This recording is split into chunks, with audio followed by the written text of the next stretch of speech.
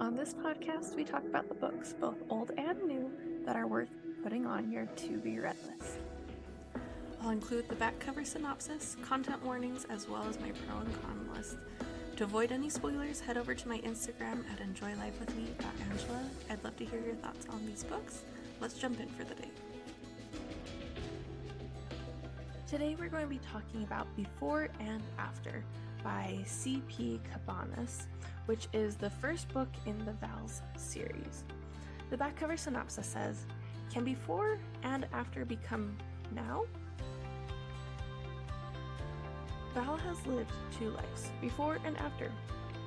Before grief devastated her, she was bold and fearless, with boundless dreams. After, she pulled into herself, leaving that life and its people behind for one of routine and order that promised safety. A decade later, her well-ordered life is thrown into disarray when Will, her best friend from before, shows up in her after. As the two reconnect, Valency's old dreams begin to rekindle, and she wonders if her before and after can become a better now. This is a single point of view contemporary romance. You get the second chance and a love triangle, kind of. This is the only kind of love triangle I like, is when there's not a quote-unquote loser.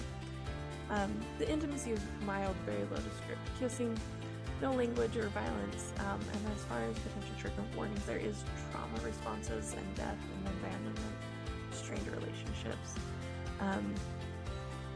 The only con, and it's a very minor one, is that there was a fair amount of names to kind of keep track of. For example, it's like Stephen, one of the neighbors, and you're like, is he going to be relevant later? Do I have to remember who Stephen is? Or is it just like, oh yeah, he exists for this one scene and then you never see him again? For the record, that's the case. So it's like, you know who they are. You just, when you have a named character, you have that moment where you're like, how much effort do I need to put into remembering who this is? So super minor, just keeping track of names is hard for some of us. But on the pro side, I loved the realistic conversations you got. They usually come at night when you're tired, you're more willing to be emotionally vulnerable, and I like that you got that from this book as well.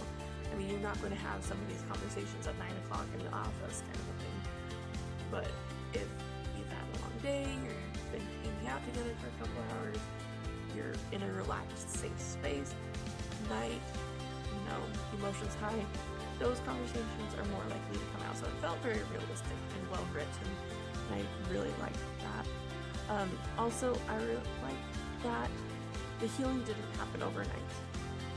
Even once you acknowledge that, change needs to happen, it comes in stages. Sometimes it's in spurts, and sometimes so slowly that you can't even see the progress for a while. And I loved that it wasn't just like a poof, everything's better. Also, the character growth that I was mentioning, you get it with Will, where he moved past his hurt and anger and found ways to serve the world around him.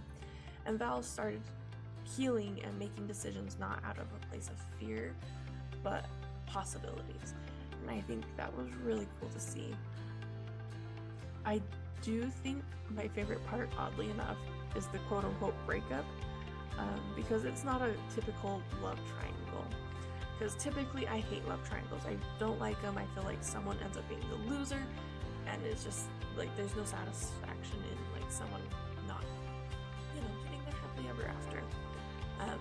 Because all books should have a romance and everyone should get their happily ever after, in my opinion.